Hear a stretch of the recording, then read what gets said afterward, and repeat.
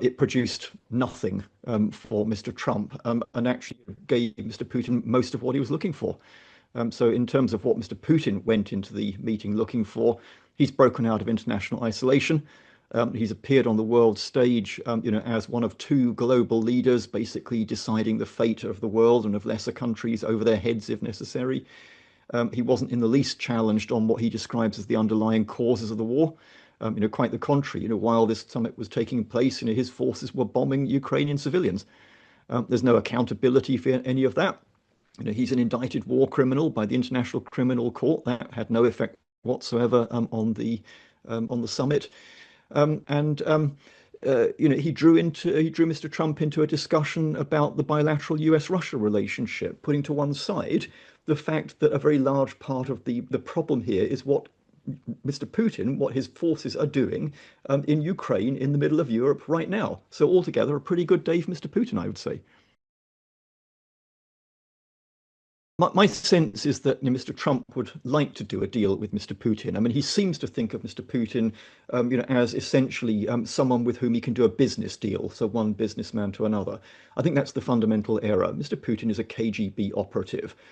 He's not looking for the kind of deal that Mr. Trump is looking for here. What he's looking for, and this came out very clearly in the press conference, he's looking to win. His objectives in Ukraine haven't changed in the slightest, as far as we can tell, and I don't think they will. So I think the point about the diplomacy of the last week is a very important one. My sense is that the very intense diplomacy going on between the UK, the Europeans, the Ukrainians, and the Trump administration probably did contribute to us not having the kind of outcome this morning where we'd all be looking at this thinking, what on earth just happened here? So essentially, an outcome that sells the Ukrainians down the river. I strongly suspect actually that the European and UK diplomacy did get Mr. Trump into a rather better place on that. I mean, it could have been a lot worse. We could have been this morning looking at the kind of ceasefire arrangement that I think was being touted around in recent weeks, which is essentially it's a very, very compromising set of arrangements for Ukraine that would have fundamentally made it much harder for them to conduct any kind of defense against continued Russian aggression, would have caused serious domestic political difficulties for Ukrainians themselves.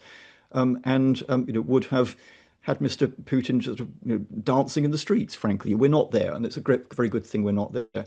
The really big question for me this morning is where do we go next?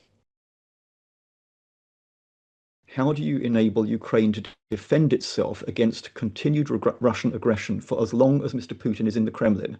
That's the real question here. Now, you can do that in a number of ways. I think doing it through trying to bring Ukraine into NATO is almost certainly unachievable, given the circumstances we all know about. But I don't think it's actually necessarily the only answer to the question. The answer to the question, I think, comes down to two things. One is providing the Ukrainians with the equipment, the resources, the money, the political support, the targeting data, and all the rest of it that enables them, to defend themselves against continued Russian aggression. And the other is Mr. Putin believing it. This is really the heart of any deterrence arrangement, that your adversary needs to believe that you mean it and you will keep it up. So if I were advising Mr. Trump this morning, my advice would be, in a nutshell, this is the point at which you go for maximum pressure on Russia. And you do that on two fronts. One is that you really turn on the tap to the Ukrainians in terms of military support, not because we want, the war to continue, but precisely the opposite. We want the fighting to stop. But unless Mr. Putin is absolutely convinced that he cannot win militarily, the fighting is not going to stop. That's the big takeaway from the Anchorage summit. The other is that you really double down on economic pressure. So, Mr. Putin's economy, the Russian economy, is in quite serious trouble now. That won't kick in fast enough or deeply enough for Mr. Putin to be forced to cease and desist in Ukraine in the coming months. But it certainly narrows his options over time, and it increases the pressure on the Russian system. It's just worth pointing out a couple of bits of what I think were trolling going on. So Mr. Lavrov, the foreign minister, turning up with an USSR t-shirt. I mean, how does that work?